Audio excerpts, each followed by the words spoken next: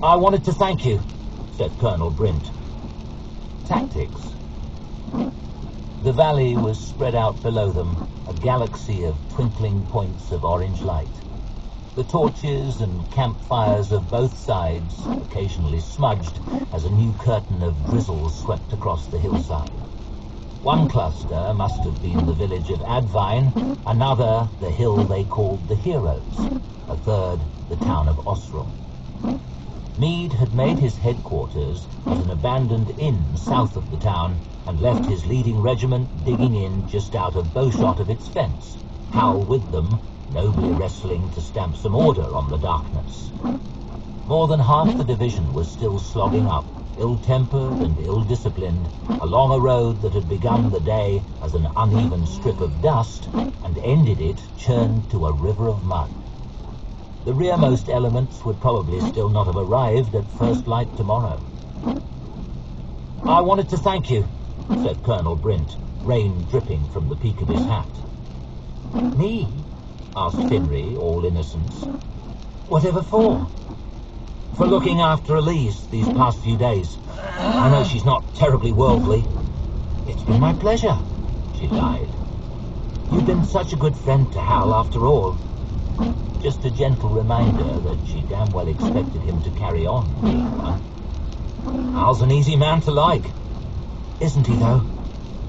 They rode past a picket, 4 Union soldiers swaddled in sodden cloaks, spear points glistening in the light of the lanterns of Meade's officers. There were more men beyond, unloading rain-spoiled gear from pack horses, struggling to pitch tents, wet canvas flapping in their faces. An unhappy queue of them were hunched beside a dripping awning, clutching an assortment of tins, cups and boxes, while rations were weighed out. There's no bread, one was asking. Regulations say flour's an acceptable substitute, replied the quartermaster, measuring out a tiny quantity on his scales with frowning precision.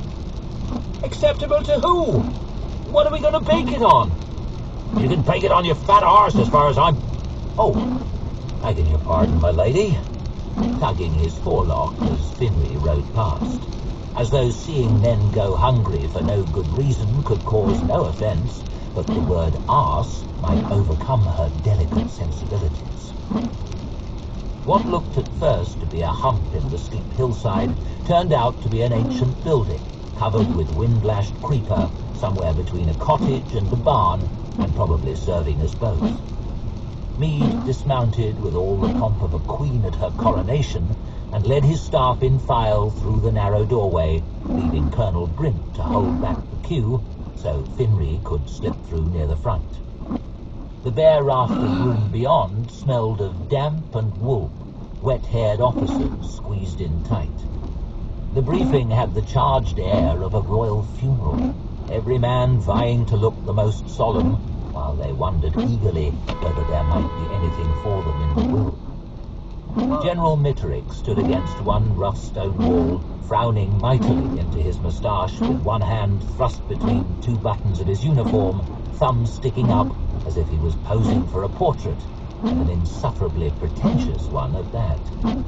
Not far from him, Finrey picked out Bremerdan Gorst's impassive slab of a face in the shadows, and smiled in acknowledgement.